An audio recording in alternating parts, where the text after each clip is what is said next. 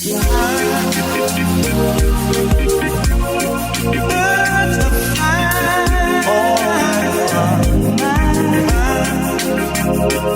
out. Yeah.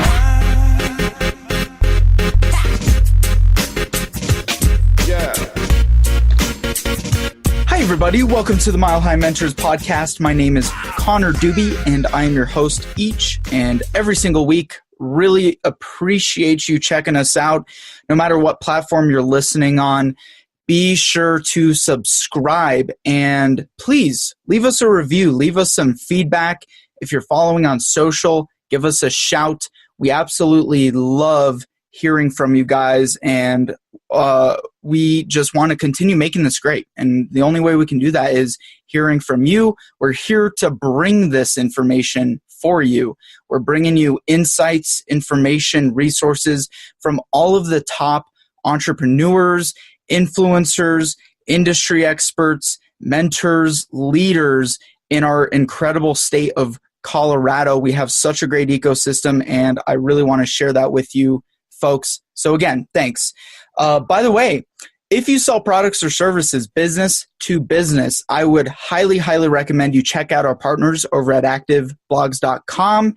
And one of the greatest ways to be marketing your products and services today is digitally using LinkedIn. If you feel like you're not getting the full benefits of what LinkedIn has to offer, check out the webinar they're putting on. You can go to activeblogs.com/webinar to see all the details on that. Okay? activeblogs.com/webinar. The missing links to LinkedIn success. Today's guest is me and our producer, Julius Hinton. Matter of fact, this is the second podcast behind the podcast.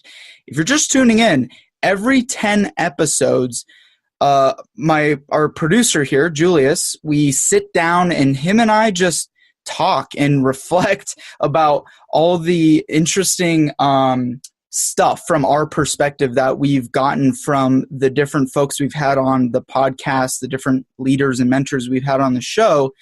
So it's a lot of fun. Him and I just, we are probably the goofiest too when you get us together and just talking and ranting. I hope you enjoy it. Without further ado, please welcome Connor Dube and Julius Hinton to the Mile High Mentors podcast.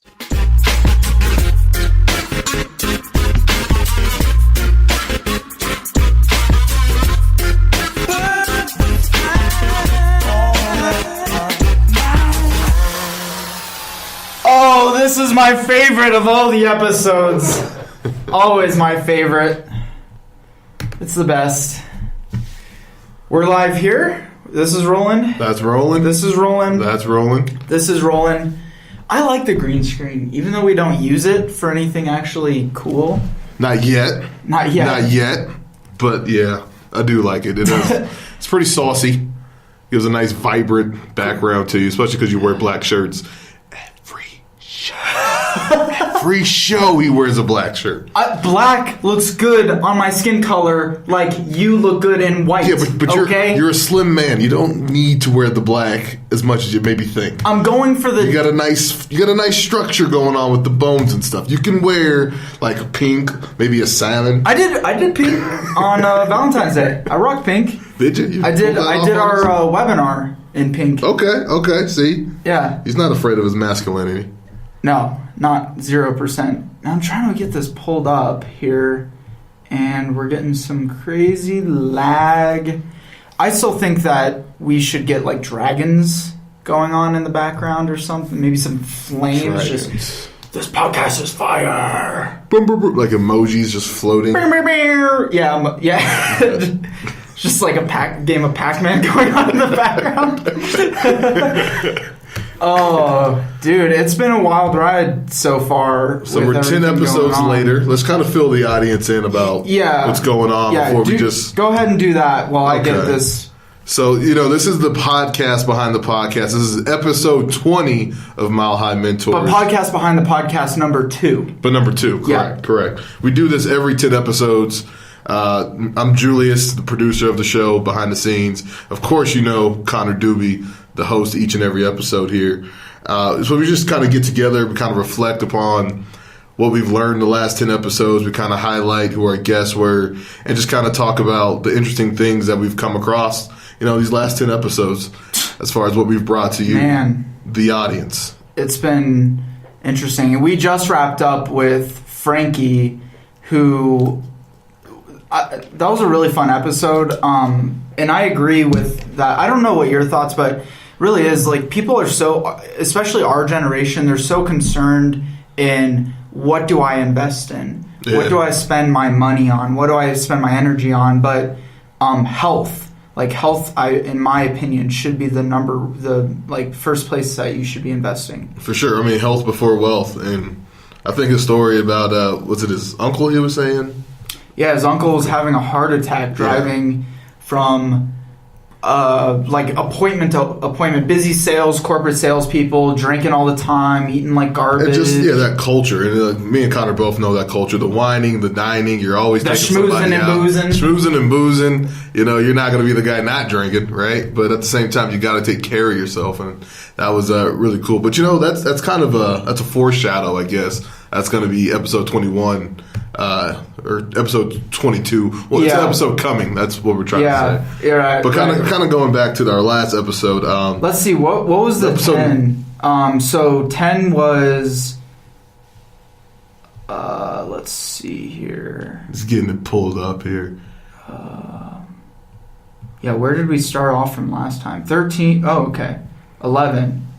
11 was Judson Smith. I believe. Was Judson after we did the last one? Am I getting mixed up? I think you might be getting mixed up. Oh, I'm sorry. Where are you looking at? I'm looking at YouTube. I couldn't get the iTunes page to load for some reason.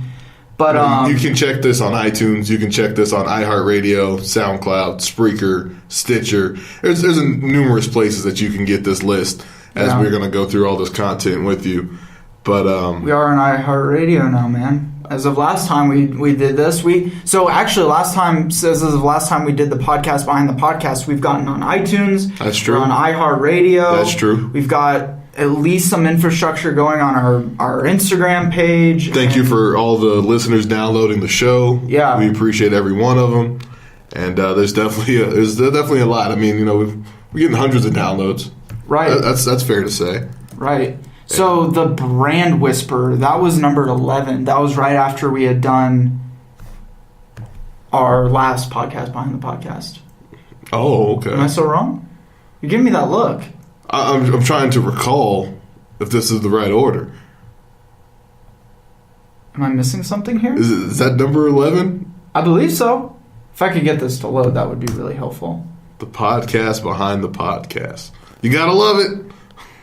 I'll answer the question here. Yeah, all right. I got you. Okay. iTunes right here. Yeah, okay. Yeah, you're right. It was the Brand Whisperer. Yeah, the Brand Whisperer. Yeah, you're right. With Brett. Yeah, you're totally right. Okay, so... My fault. If there's one thing you've already learned working with me is I'm always right. Yep. Always right. Connor's right. That was so big-headed of me. I feel like an ass saying that. No, so Brett's episode, he was, it's fascinating seeing someone who's gone through that huge buyout that he did. Remember, his company was bought by IBM or something like that. Think of that. 2 companies bought out. Yeah, 2. Yeah. So he had this incredible track record and startups. Yeah. Yeah, I like Brett a lot. He's a really genuine guy. Yeah, if you guys have a startup company or you're looking to kind of see how to get your company to that next level, like he was saying, he had 2 companies that were bought out by major corporations, and these are startups that came from a garage. And Brett was kind of talking about his path through that all, his impact on what he was doing, and that's why the episode's called The Brand Whisperer, because obviously he's saying something to these people, right? That's making them pick these businesses up. Yeah, not to mention that they're making money. And branding, this is even it relays right over to Mile High Mentors, right? Because us ourselves, even in the beginning, we were established, but we were still honing in on the story of our brand. True. What is our brand story? You know what I mean? And we're now really starting to get that honed in on. Yeah. Yeah, that was probably the biggest jewel I took away from that episode myself was, your brand's got to have a story, and that's probably the most powerful part of your brand is your story. Mm-hmm. And, that's episode 11. That was a great episode. Yeah. Definitely check that one out and give Brett a follow. I've actually checked him out on LinkedIn, and he's still dropping little nuggets like that every here and there. So yeah. What's interesting is after we talked about, he mentioned that his marijuana company on his profile had some negativity around it with the other companies he was working with. Yeah. So CEOs, presidents, which just blows my mind. I'm like, anyways, so he took it off. He took it off of his profile, his marijuana kind of brand building company, which is really interesting. Do you think he's getting more, more steam behind it now? Is he getting more followers? I feel like if he was getting more steam behind it, he would have kept it up. But I remember him saying last time that he was afraid he was losing some business opportunities because that was on his profile. Yeah. So I don't know. Bring him back on to see, what kind of impact that might have had. Right. Yeah, and then after Brett, we had Patrice. Okay. So travel the world, engineer, very independent sales, marketing, but also really technology smart. Patrice Barber. Yeah, that was a really good one. I mean, if you're an entrepreneur, especially a young female entrepreneur, that's a great mentor for you to kind of connect with and learn from. She's been through a lot. She's persevered through it all. She founded 6 companies. 6 companies. And I think 3 of them failed. Yeah, I think the first 3. Oh, see, it's doing it. Now you see it? No, I missed it. Oh, all right. We got a ghost in here. There's a light up on top of the studio that's flickering, and every time it flickers, I feel like I'm having a seizure because it's just going in the corner of my eyes. All these lights in here, he finds the one that's flickering. Well, I don't know if I told you this, because over the past couple weeks, I don't know if it's stress or just being busy or something weird physiological, but I had this weird twitch in my eye going. You ever get that? Like your eyes. We were at dinner the other day. Yeah. And I was like, dude, my eye is twitching. Connor had a little tear in his eye because it was twitching. I had to give him I gave him a crap for that. Of course I did. How could I not? You had to. You got to give me crap. But young females out there, if you're really looking to, find a good mentor, Patrice Barber, episode 12. What was the name of that one again? That was Engineer to 6X Entrepreneur. And so she was also recently promoted to president of the Rockies. Yeah. Which is one of the largest entrepreneurial, not incubator, but more entrepreneur support resource system in the country. Kind of like a think tank kind of a thing. Yeah. So they have tons of chapters all over the U.S. and so Ash Shrivastava introduced us to. Oh man, his name is blank in my mind, but he's the founder of the Rockies. Okay. Who introduced us to Patrice. Wow. Okay. So that was actually where that connection came from. Wow. So the Mile High Mentors Network. Yep. Still working and still networking together. And she invited us also afterwards to go do some podcast recording and filming at an event they were putting on. But you were doing something, I was doing something, so we didn't really talk about it. But life got busy. Just opportunity, man, getting connected up with these people. To show there's a great network here. It's an active, growing, viable network of real entrepreneurs and real business-minded and like-minded people. Right. Definitely tell you guys to get involved in this. I'm telling you, it's jewels from Jules. Get involved with the community. It's so undervalued, the business community that we have here. So undervalued. I can't even begin to tell you the connection. I've said it 100 million times before. This is really cool. Are you getting all these angles at once now? Yeah. Are you testing something new? I am testing something new. This is sweet. I'm digging this. So this is Connor's now seeing the behind the scenes to the show, guys. I see. This is magic. So I'm bringing the behind the scenes guy in front of the scenes, but I'm getting some of the behind the scenes. It's like magic. So after Patrice, who did we interview? Handshaking Holmes. Dude, that's a good one, guys. Yeah. You and I, first off, crazy high energy guy. Yeah. Like slapping the table. I follow Matt on Snapchat now. Yeah, me too. He's hilarious. He's a riot. Yeah, and that guy's handshaking all over the world. So I scroll and I'm scrolling. I'm like, who's he handshaking today? I guess we've had the pleasure of handshaking Mr. Handshaking Holmes there. I know, the world record holder for shaking hands. Yeah, I wonder if Guinness has finally got that paperwork over to him. I don't know. I know nobody's unshook. How do you say that past tense? Handshooken for that long? Handshook? Handshook that long? I don't know. Yeah, he'll tell you. Matt Holmes.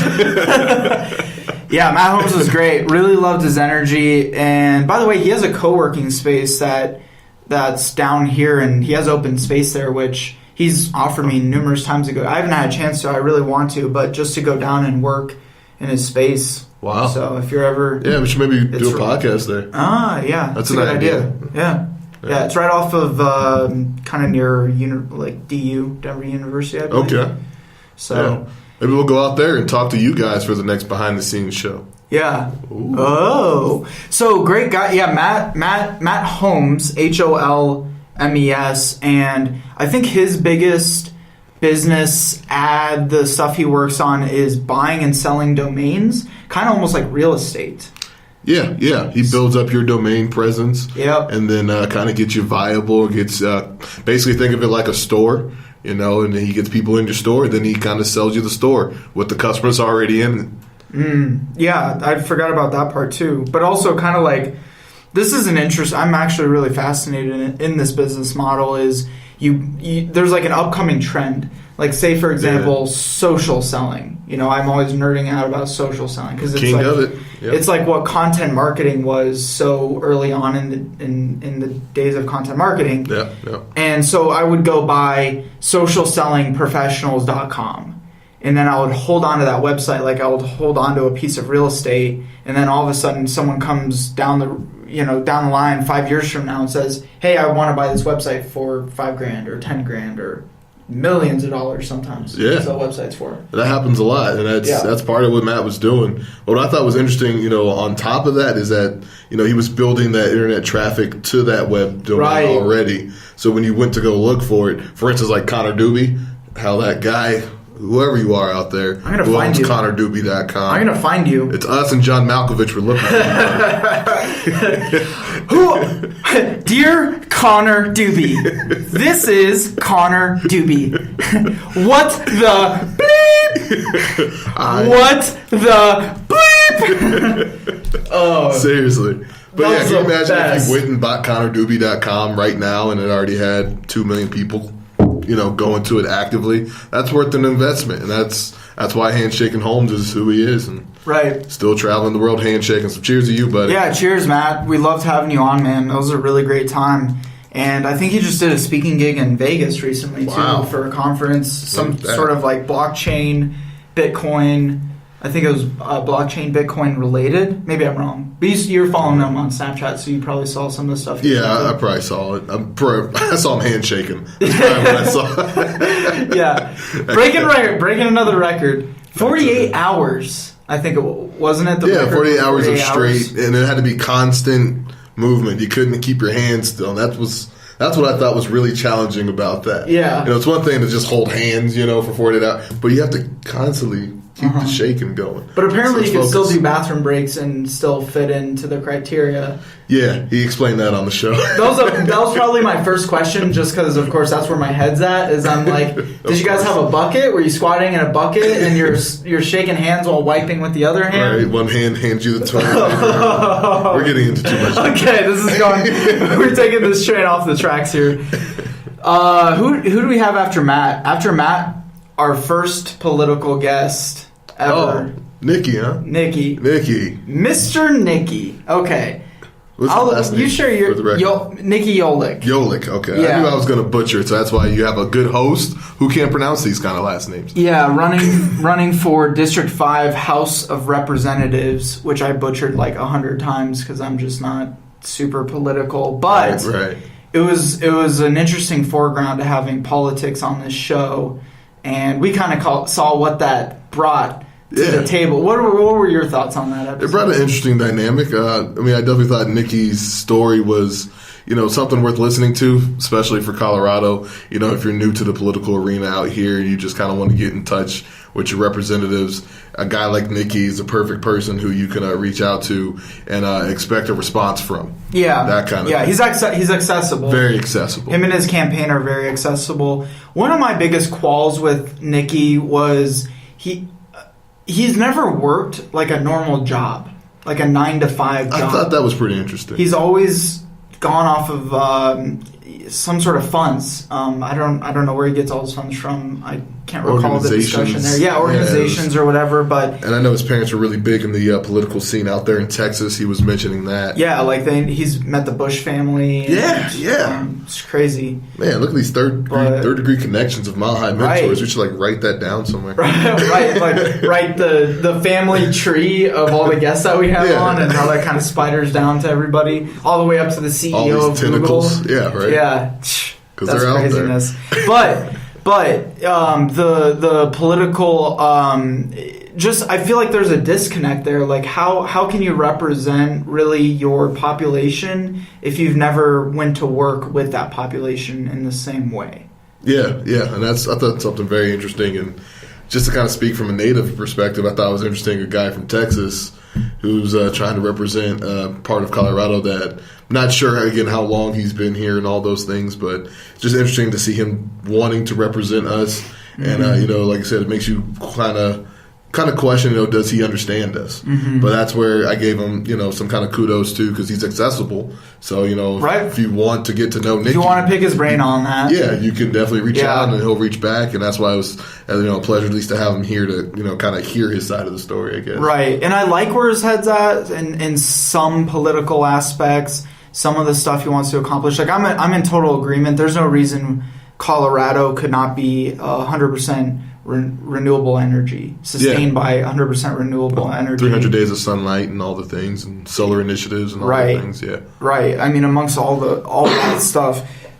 But it's like it's a politician they have. So there's always going to be. I'm interested. We need to get another political guest on. Paul said he'll get us the governor of Denver or Colorado. So, but it's midterms 2018, so it's definitely an important time to get involved and find your new mentors. But these are going to be the people who are going to be representing you and talking for you in the future. So. Especially now, more than ever, you should really want to get involved. So we'll do our part to get you guys some more political guests on here. Yeah, I think that's good too. I wonder if, Life is Dope too. You guys getting any political guests going there? If there's anybody in that arena, especially. Well, something I caught with Nikki was, I want to help the Black community and the minority community here.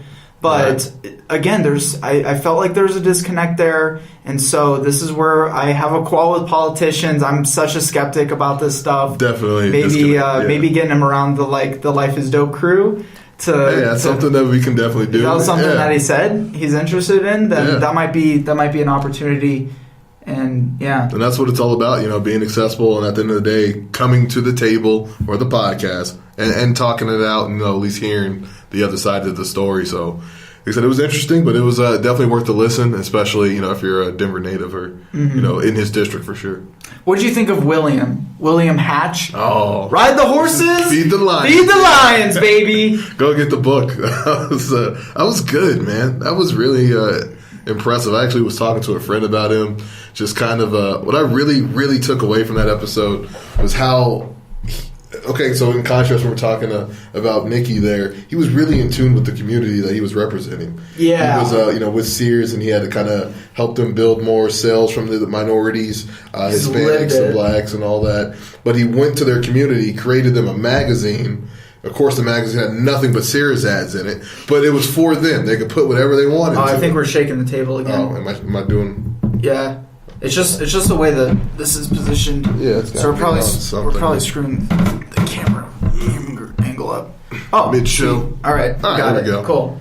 I had to make the same adjustment last mid-show. Anyway, so continue on with your. But I was just saying, I think that was something really important that he did. He really got in touch with the community and provided something for them, and in return got something from them and helped them really build tremendous sales from the Hispanics and from the Black community. Yeah, I thought that was just a really cool, kind of contrast into what we were just saying, as far as being in touch with who you're trying to represent, or at least trying to sell to, or communicate to. Actually, getting in, he's like, I would go into the like local churches within Southern California, and he speaks Spanish. Picked up fluent Spanish, and William's like the whitest of the white guy, like white hair, just white dude. All he's got a nice tan though. I'll give the guy probably. Did he have a nice tan? He had a pretty good California Maybe I didn't pick up on that. Yeah, he had some time out there. But working in Sears corporate and being in some of the campaigns, like running successful multicultural campaigns in the way that he did. And I agree with you. I was very interested in what he had to say also, because I took a multicultural marketing class in school, and it is interesting. Even the little differences between marketing to the Black community versus marketing to the Jewish community, all those things, or the Hispanic versus Asian community, little tweaks on the same ad, it makes a massive difference. It really does. That's something I went to school for. I went to school for marketing, and then at first I have a minor in African American studies, and that was kind of the path I was trying to combine there. Right. But at the end of the day, that's what it's all about. You got to be in touch with them, and you got to be accessible, and that's why it was great to see William kind of put a face to that, because I don't think it happens a lot. I don't think it happens enough. But to actually see a real story, a real life example of that, a mentor of that, that's again what we're trying to do. That's more value that we brought on. I posted his snippet on what he said about artificial intelligence. Oh yeah, that part too. I got so much feedback on that from so much. I can't remember how we got onto that path, but I got so much feedback. Some people were like, "Oh yeah, that's great," and some people were like, "This guy's an idiot. What the hell is he even saying with artificial intelligence?" Of course, it's like, well, I get it. I get where you're coming from a real techie perspective, but if you really take a step back and think about it, we are artificial intelligence, because even building the algorithms, even though they're self-taught and self-learning, machine learning and all that good stuff, it doesn't exist without the human creating that. Yeah. And I brought that point up in the conversation, I think it was about a week ago. That's what you were talking about? Yeah. With the AI stuff? And I was just like, we still have to put that technology in that robot. So where does that come from? Right. Comes from us. This is all good. I want to double check. This is okay? Well, I can leave and I'll be right back. Just double check it real quick. We know. We can cut it. It's just you're not on the other side monitoring it. So, okay. All right. Yeah, I really liked William. I think he's a really sincere guy, and he really understands sales, and not from what people traditionally think of when it comes to sales. He really understands the human relationship. Like he calls it the BBQ Effect. Right? Yeah. Would they invite you to their barbecue? Would that prospect invite you to their family barbecue?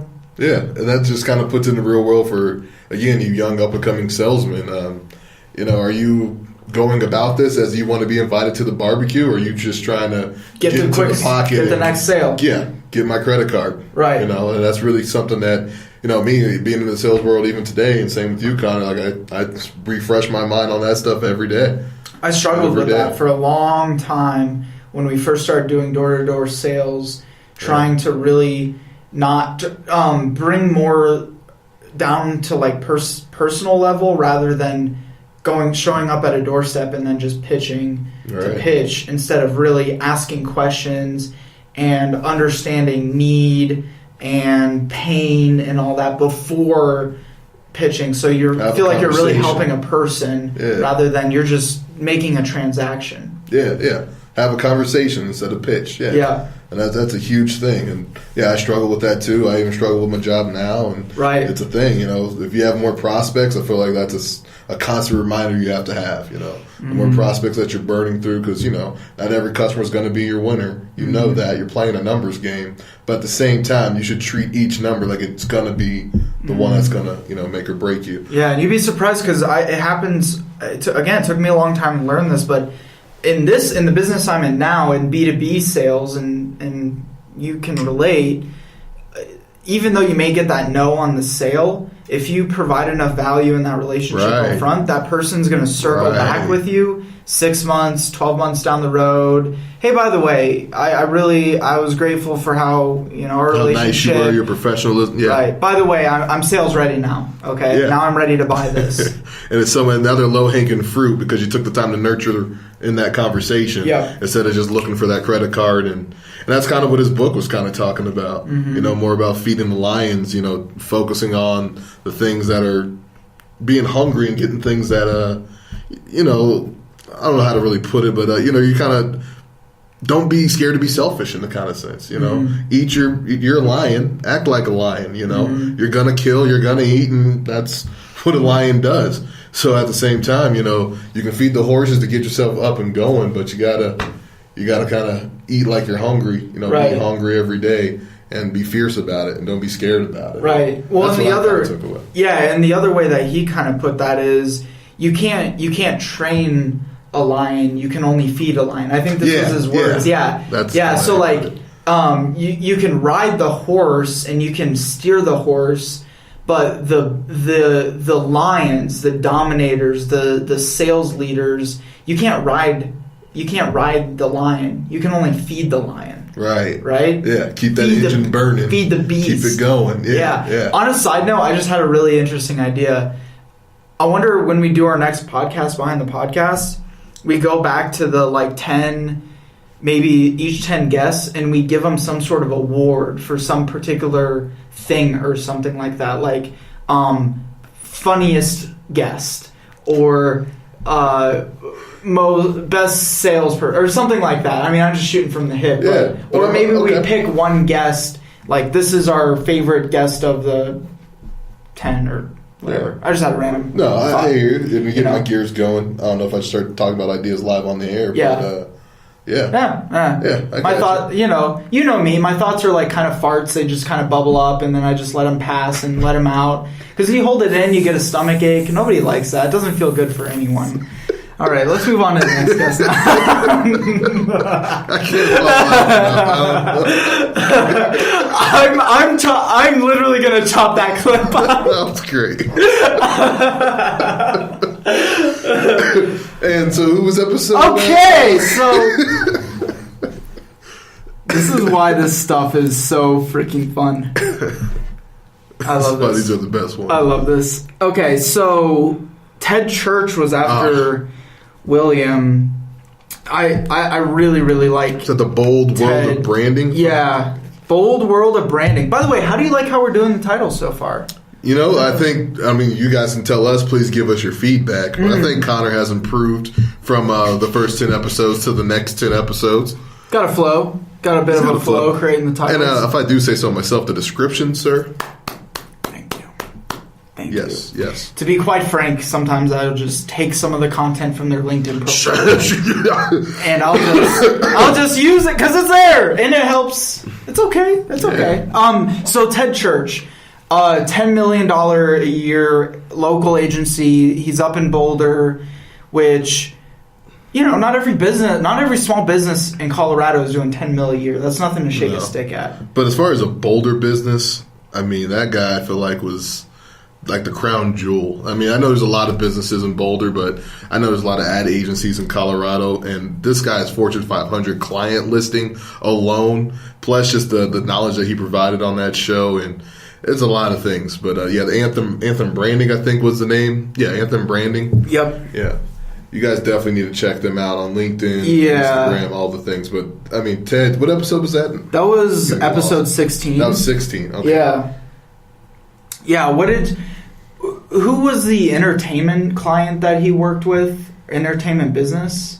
Well, he personally works with one of my favorite shows. His company does, Jesus and Miro. Yeah, that's right. Yeah, they actually do the set design. Anybody who follows my other show, Life is Dope, his company does the set design for Jesus and Miro. So that's Life is Dope is kind of modeled after that show. Yeah, to a degree. Right? Yeah, in some ways, and they're definitely same kind of influence in their culture. So to see another guy who was directly involved with something like that, and just to kind of see the bigger picture behind just that. You know, this guy's working with Google. He's working with Nike. He's working MTV. He just walks in cold to MTV to get those deals going. Yeah, he told that story on the podcast. Yeah, it's like I went to New York. I walked into the office over in MTV, and I was just like, "Hey, I have a good idea." Yeah. I'm here. I'll wait in the lobby 30 minutes until my name's called. When my name's called, I'm going to hit it out of the park, and that's exactly what he did. That's exactly what you should do. That's why we do Mile High Mentors. So many great stories like that. But yeah, Ted was definitely a good episode that if you're up and aspiring marketer, or if you have a real good brand that you want to kind of help see how to take to the next level, you have questions on how to take to the next level, I think that was a really, really valuable episode. I mean, and if you go to CU, he works in the the lead school of business, so he's assistant faculty over there. Yeah, U Buffalo, CU Denver, all you guys, man. That's the guy that you're looking for. Although I don't like you, I'll acknowledge you. I'm a CSU. I'm from Fort Collins. So yeah, sorry, I forgot. I just have a little ixnay on the CUA. Sorry. Forgot. We gotta. And I don't know if you knew this too, but Ted is also he's on the marketing committee for the EFAA, Emergency Family Assistance Association, which is the oldest nonprofit in Boulder. Whoa. Which we didn't even really get to talk about on the show, but... Yeah. That's just more jewels that you guys up in Boulder, I mean, we're bringing you the people that you need to be, kind of linking up with great mentors for you. This is where you found them, though, and this is why we're doing the show, because they're in your own backyard, and we're putting names, faces, links, contact information. I mean, we're doing it all. Yeah, we're getting you access to these people. Yeah. What back to Ted, what I really liked about Ted is, like, thinking big. Oh, yeah. Big idea guy. Thinking about stuff that's out of reach, and a lot of folks don't set big goals because they feel they're unattainable. But I would rather, like when we sat down the other day, I said, I want X amount of listeners on this podcast every time you look at me with big eyes. I love big, audacious goals that most people think that they can't accomplish, because if you set a massive goal and you fall short, like me personally, I want my net worth to be $155 million by the time I'm 40. Okay? Set that, yeah. That's my objective. If I fall short of that, I'm still doing pretty damn good and still obtaining my goals, because I know if I have $155 million, I can help more people with $155 million than I can if I'm just making $1 million or making six figures. And you fall short on that, and then, yeah, it makes perfect sense, man. Shoot for the moon. If you miss, you're still amongst the stars. Kind of thing. Exactly. Yeah. But Ted going after $100 million business, that's pretty awesome. Like I said, yeah, big ideas. I mean, I kind of asked the guy, like, what do you think really separates the agency that you're building versus all the agencies out there? Yeah. And he looked me dead in the eye and just said, the vision. Mm-hmm. And said the way that we do it. That's all it is. Yeah. No, it's like Gary Vee. A lot of people know Gary Vee, who follows social media influencers. Of course. Yeah. He's not the best marketer in the world. He's not the smartest dude in the world. And his agency isn't very differentiated when you kind of break apart the root of his business and how he services clients. It's not super unique, but it's that vision that allows him to have a couple $100 million a year agency. Yeah, and the lioness of it, to kind of go back to William, he's always in your face, and he's always got that hunger. He's a lion for sure. Yeah, yeah. That's kind of being part of it. Knowing your brand, and then what do you do with the next part? And that's kind of tie back your Gary Vee analogy to Ted.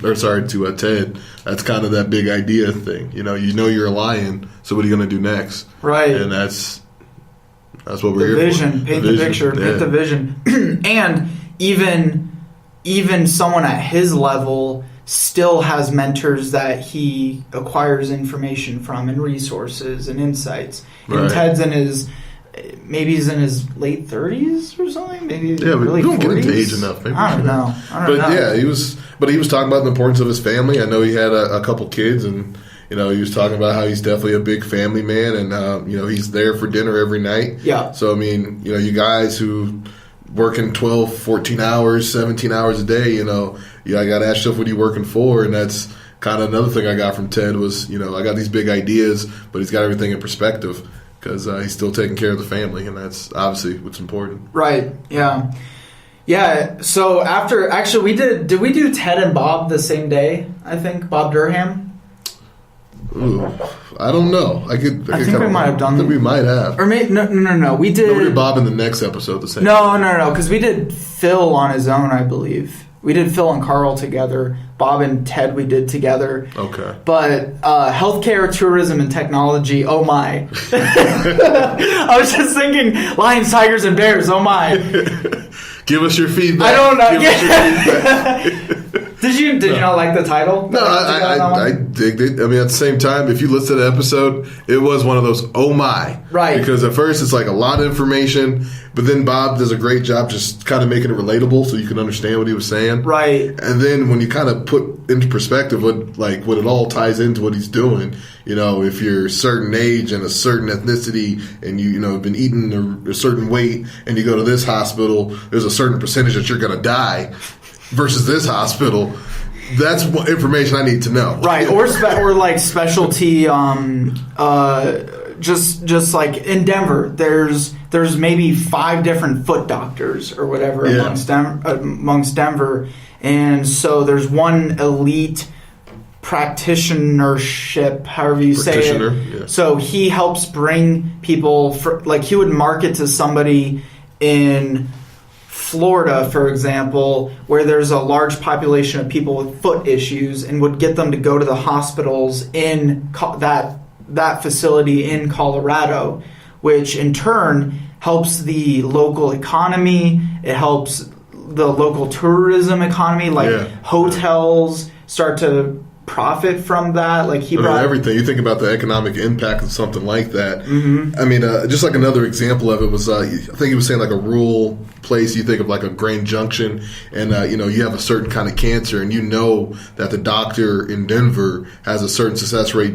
Certain percentages better than a doctor in Grand Junction. Yeah. You're going to want to just make that 4 or 5 hour drive and get the best kind of help you can get. But if you don't know that, you're going to go to the closest hospital. Right. And that's not always the best case scenario for what you might be going through. Right. So that's kind of what his company, the information that he was providing to the public. But then, to go back to what you're saying, the economic impact of that. He did a project in Florida and increased the economic impact by like $19 million or something like that. And the way he's working directly with the tourism agency, I thought that was just a jewel weird right there. Entry into that. It's so hard to get into that medical. Yeah, it's such a complex animal. Yeah, it was really complex. Yeah, my challenge the only challenge with Bob, it took a little bit to get him rolling on a topic. When I was performing that interview, and you saw it too, I even probably looked over at you a couple times.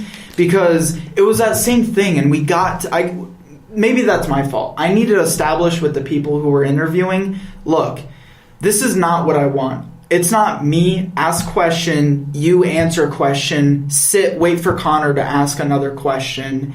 It's typical interview format. Discussion. It's a conversation like what we're having right now. Creates the best content. And so that's how I felt in the very beginning with Bob. It was like pulling teeth trying to get information out of him in the beginning. Get the engine going. Yeah. But you got it going. That's all and it was so funny too, because he was sitting just like this, way over here, like way out here, and we just sat in these weird angles, and he like pulled up his chair in a really funny angle. So it was just. I think it was the biker in him. He was a big biker guy, so I think he. Those guys like to spread out. I get it. You got a chopper under there. You got to control it. Must have played a role in it. But when we started talking about the future of healthcare and how stem cells... Oh, yeah. So fascinated by that. The future of healthcare is so crazy. I really, really think that we're going to be in a place in our lifetime that we could probably determine how long we're going to live. Because of what they're uncovering with biohacking and stem cells, and what was one of the other things that we had talked about that they were collecting data on? I think that might be the "Oh My" in the title right around there. Yeah. You guys are gonna have to listen to that episode. There's a lot of great information in that one, especially if you're into the medical field or just technology, and biohacking, all of it. Yeah, health, all of that. Yeah, that was a good one. Yeah, I might listen to that on the way back home. Yeah, there's a lot of it takes a lot to get into unless you're in that field. Me, on the other side, I had to, kind of hit Google a couple times, but right.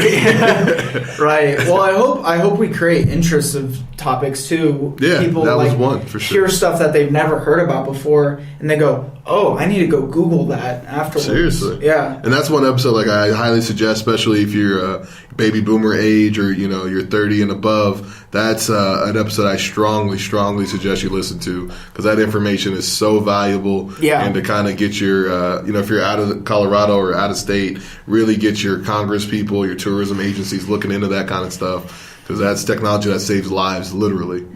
Big time. Yeah. If I would be in the healthcare field of one form or another on the technology side, sales and marketing, obviously. But if I wasn't doing what I was doing, I'd probably be marketing and sales in some weird technology company like that. Yeah, I want to be a doctor, but I couldn't handle the blood. Oh, that was okay. We're you kind of need.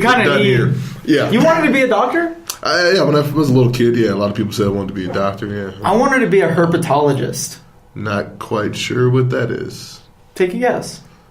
I'd rather not. Take a guess. Herpetologist. You study something. It's not what you think it is. It's not what you think it is. I don't know what it is. Herpetology is the study of reptiles. Really? It is. What? Say it again? Herpetologist. Yeah, herpetology is the study of reptiles. Okay. So, I'm a young kid. I probably wanted this till I was maybe like 11 or 12 or something like that. Yeah. But as a young kid, dinosaurs, lizards, snakes, crocodiles. Guy used to have an iguana that was... Oh, dude. I won't bring it up. That beast was mean, too. He was piss him off. He whips his tail at you. Did you ever see him when he was at Marcus's place? No, I never got a chance. Yeah, I don't even think Marcus ended up keeping him either. He probably... Yeah. I'm not really sure what happened. I just kind of helped that transferred, and that's right. I want to leave that alone. Anyways, so I wanted to be a herpetologist because I was super fascinated by that stuff. But that's too much biology for my dumb brain to comprehend. I wouldn't be able to do that stuff. But yeah, it's just a lot of study. Still very interested in that. But yeah, I didn't know that. That's you learn something new every day. Right. Yeah. You learned 2 new things about me today, actually. I did.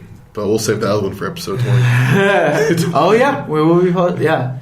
Networking up a firestorm. Oh, firestorm. I like Phil a lot, and I've been to a lot of his networking groups because it's all B2B focused. Yeah. Which there's not a lot of them. Again, kind of still ran into the challenges with people like...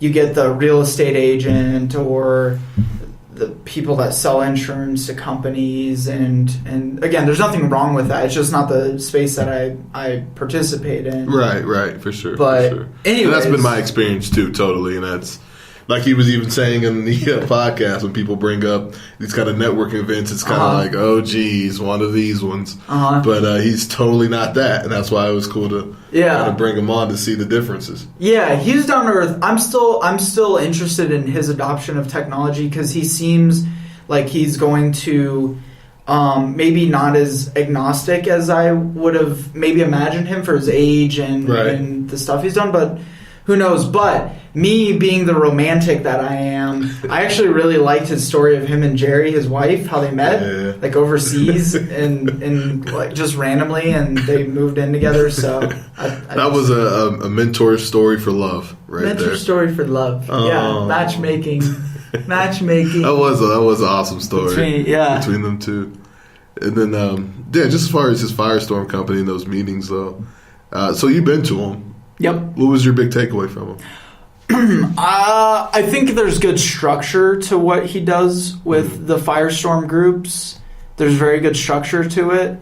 So each time they'll take somebody who's within the group and they'll do what's called, I'm sorry, Phil, if you're listening, I butcher this, referral mapping maybe is what it's called, because his big thing is you don't do the networking groups to go find that client or go find that, again, we were talking about that, transaction. Yeah, it's not transactional purpose. Mm-hmm. You go to those networking groups to find partnerships and valuable relationships that are going to refer business to you. Yeah, mutually beneficial. Right, that are in all these different genres. So going back to your question, what I like about his groups is in each chapter, so they have one in like Fort Collins, Denver, Southern, whatever, Cherry Creek. In each chapter, they only have one person of each genre. So they'll have one marketing industry person, they'll have one telecom industry person, they'll have one whatever. So once all those spots are filled, that chapter's filled. Okay. And then nobody else can come join that chapter. So you have to go to another chapter or something like that. So that's something I think is a good idea. Yeah, but also, like, there's so many agencies, and I don't see myself as competitive. Like, I think there's still value there. The other thing I like is the referral mapping. So they'll pick somebody within that group, and then they'll write on the board, okay, here's the things to listen to of when you know to refer someone over to me. Okay. And that's referral mapping. Oh, wow. And so they break it apart. Like, here's keywords. These are the type of people that I look for. These are the industries that I like to work with. And then literally map it out on a board so everybody can jot it down. And as they're going about their networking and all this good stuff, they know how to refer correct business. Yeah, the correct business. And I think that's really good. Right. Something else I thought that was really interesting, just to kind of wrap up his episode, which I think is really true, to kind of talk about the technology. Nothing beats the face-to-face. Yeah. Nothing beats that. Yeah. And we just talked about that today. Again, seems to be a common theme. Reoccurring always. And that's just really huge. I think that's another benefit to what he's doing. It's not like you're jumping in a Facebook group, which can also be beneficial and all those other things. But to really be there, like I said, to kind of write on a board, this is what I'm looking for. Mm-hmm. Can you help me? Yeah. And have other people saying, I will try to help you. There's nothing that's actually going to beat that face-to-face handshake. It's kind of bring that back up. Eye contact. Dude, that thing is weird with Frankie. The exercise that they do, like literally have you stand across another person. I'm excited. I'm excited to release this episode. So yeah, I agree. And I fall victim to it a lot too. I get so sucked into. I do all my business online through like screen share, but you can't beat physically having that energy, because even when you and I are talking on the phone together, it's a different conversation than when we're sitting here face to face and we can see when the other person's ready to jump in or talk. Or right. It's just the whole social cues. Yeah, social cues. That kind of brings us up to the next episode, if I'm not mistaken. Did I jump the gun? Yeah, no. I mean, there's some. Talk about social cues. You guys, when Carl Hartman sat down, this is the truth about ADHD and business success. Episode 19. Episode 19. Carl Hartman, when he came on to the show, he sat down next to me. I had no idea what I was getting myself into, because I only had a couple discussions over the phone. I've seen some of his stuff on LinkedIn. And this was a unique guest because Carl saw me post an episode of another person, I can't remember who it was, someone else that I posted an episode on, and he reached out and said, hey, I really want to come on your podcast and share what we're doing. Tell my story, yeah. So it's like, all right. And we talked about it briefly. He came on. I didn't know what to expect. And you too. I mean, we looked at each other, because when you first meet Carl, he's shaky. It seems like he's nervous, but it's not a nerve. It's almost kind of like a sketchy. You're like, oh, you get that kind of like fight or flight, whatever we were talking about earlier. Fight or flight. And I was like, oh no, I just brought a crazy person onto this podcast. I could not have been more wrong in my initial judgments of that. And I feel terrible about it too, the way I judged Carl when we first started talking. That kind of just goes back to that screen versus that face to face, and like I said, that face to face was like, whoa, what's really going on here? But then Yeah. Yeah, as you get into that episode, just the enlightenment, I think, would probably be the word I would use for that one. Yeah. Shining a light on something that there isn't a huge light on, I think, in the professional realm. Not at all. Right. To kind of just talk about it, he was, talking about people with autism, ADHD. High-functioning autism. High-functioning Asperger's, which, like, Elon Musk and he said Albert Einstein, Thomas Edison. Yeah. Some of the greatest minds that we've ever known in this world had some form of ADHD or Asperger's or autism on that spectrum. On the spectrum, yeah. Yeah. And that makes total sense, especially because the way he was kind of just talking about, again, that kind of brings up the social cues and just other things like that people, with the high-function Asperger's aren't really susceptible to. It doesn't really hit their radar. It doesn't fly on their radar. But at the same time, he can go in and see the things that you're not seeing. That this is messed up. He was talking about that plant he walked into, and he said as he was walking in the plant up to the room, he could immediately see what was wrong with the plant. And that's because things were just basically, everything was out of order. And so it was taking time to put things in order. And he could, under an investigation of the plant, he could contribute what's wrong with their marketing based on what's going on with the plant. Yeah. Because... But the whole entire company based off what's going on with the plant. Right. Because the way his brain functions, he makes those connections that us... I feel like... I don't want to say that. I don't even want to go down that pathway. But those neural connections, most people don't have those neural connections. Or like a normally functioning person, they wouldn't be able to bridge that gap. And so that's what's astounding, and he's so freaking intelligent. So intelligent. It blows my mind, and it makes me wonder how many of those people have been either misdiagnosed or mistreated, and then they get put on these prescription drugs, and they're light, and they can't be productive when people don't realize they just function differently, and you just have to put them in a way that, like a structured way that they can. And Carl was even talking about that, how in this education system, sometimes that kid who's just learning different is casted aside as, either a troublemaker or he's not following along and he's not following directions or stuff like that. And that's not necessarily what it is. It's just this kid, he wants to paint a beautiful picture right now. Mm-hmm. Let him paint that beautiful picture. That's what he does, And it's those kind of things that you have to recognize, and that's what he was, more kind of talking about in the education system. Mm-hmm. Not so much just taking a prescription drug to try to solve everything.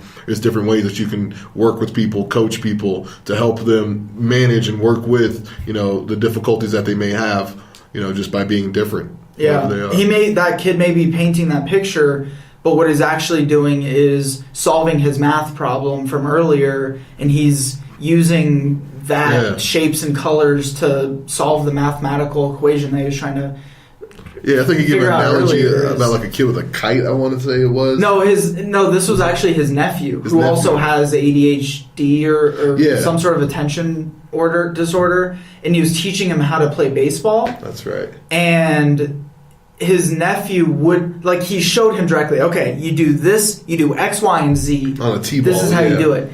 And his nephew is like throwing the bat around, and he's like flying in circles, and he's hitting the ball and like kick and just doing all this crazy stuff, which a normal like a teacher would get frustrated at and say, "You're not following directions. What the hell is this guy doing?" Right. But what he's actually doing is he's feeling the weight, and he's doing his own mathematical measurements, and putting together his own context, so he can do that in the correct manner, in the correct way. Yeah, then it's he said, so crazy. 20, 30 minutes later, the kid puts it back on the tee, and he's hitting it out of the park because he's figured it all out, but he's got to do it his way. And that's, kind of to bring back Carl. He made some claims in that episode. There were some pretty bold claims that make sense. I know he was talking about the streaming thing, how he was working with the military, and he kind of developed some of the early technology that went into the streaming of the apps and the stuff that we all love nowadays.